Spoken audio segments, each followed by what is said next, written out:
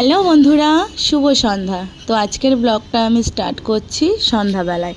আসলে অনেক দিন ধরেই ভাবছি ব্লগ দেব, কিন্তু আমার হয়ে আর উঠছে না।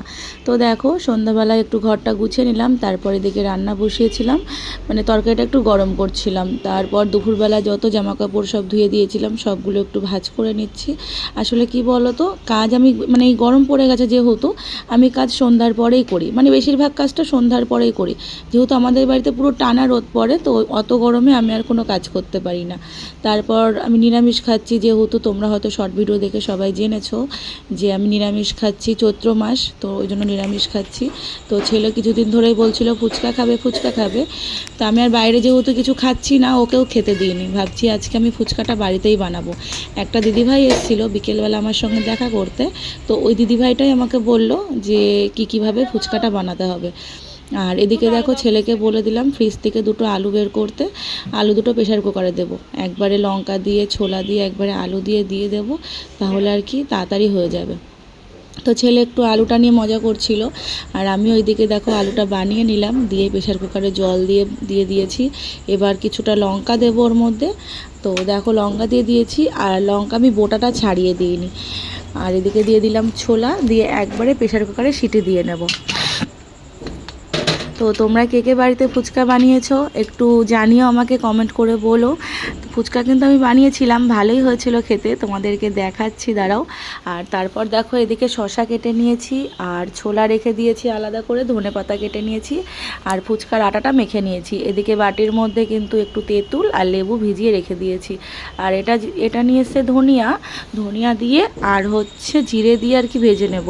আর এদিকে দেখো আমি ছোট্ট ছোট্ট করে গুলি করছি, তো আমার গুলিগুলো অনেকটা বড়ই হয়ে গেছিলো।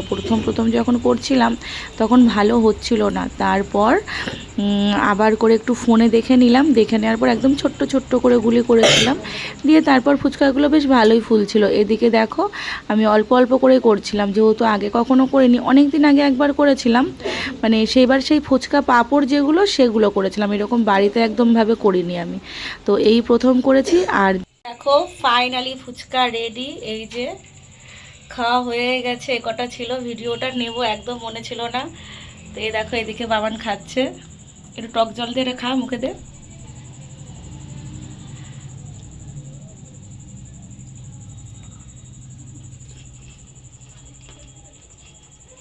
দোকানের মতো হয়েছে, ভাল লাগছে।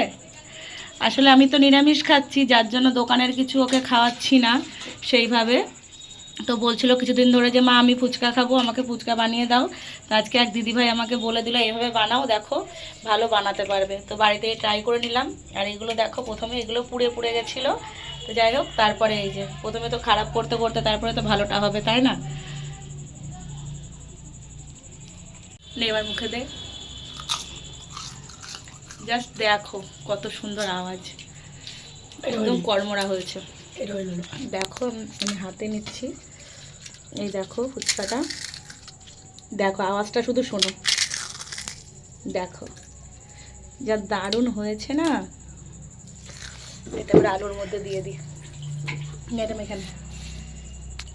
তো ফুচকা খাওয়ার পর রেডি হয়ে নিলাম, যাব আমাদের বাড়ির সামনে মোড়ের মাথায় পুজো হচ্ছে, ওখানেই চৈত্র পুজো হয়, আর ওখানেই ছেলে পুজোই নামে। তো ওকে আমি একা ছাড়িনি, আগের দিন জানো তো ও এসেছিলো, এসে রাত 10টা বেজে যাচ্ছে তখনও বাড়ি ঢুকছে না। আর আমাকে বলছে বাড়িতে এসে যে মা আমি কাঁটা গাছ দেখতে গেছিলাম, যেহেতু আমাদের এখানে কাঁটা খেলা হয়, তো 4-5 জন বাচ্চা মিলে সবাই গেছে কাঁটা গাছ খুঁজতে, আর ওই রাত 10টার সময়, বুঝতে পারছো। আমি তো বাড়িতে ছিলাম, আমি অত জানতাম না। তারপর ও যখন বলছে আমার একটু ভয় লাগছিল যে বাচ্চা মানুষ ছোট মানুষ কোন দিকে চলে যাবে, ওই জন্য আমি বলেছি যে আমি যাব, আমার সাথেই তুই যাবি, না হলে যাবি না। তো তারপর চলে আসলাম। আর এদিকে দেখো পুজোয় বসে গেছে, দেরি হয়ে গেছে আসতে, একটু বেশিক্ষণ ছিলাম না, পুজোটা হয়েই গেছিলো প্রায়। তো আমাদের এখানে জানো তো মেয়েরা পুজোয় নামে না, এবার দেখছি একজন মানে মহিলা পুজোয় নেমেছে। তো তোমরা ভিডিওটা দেখতে থাকো।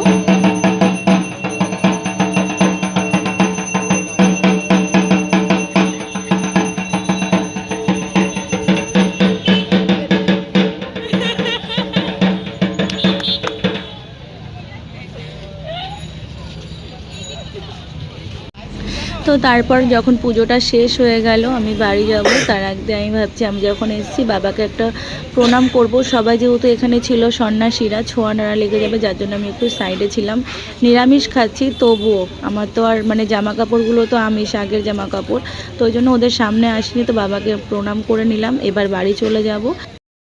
দেখো মোড়ে মাথার থেকে তো চলে আসলাম, আসার পর খাওয়া দাওয়া করে নিয়েছি, আর শাড়িটা চেঞ্জ করে নিই যেহেতু ফেসবুকের লাইভে বসবো।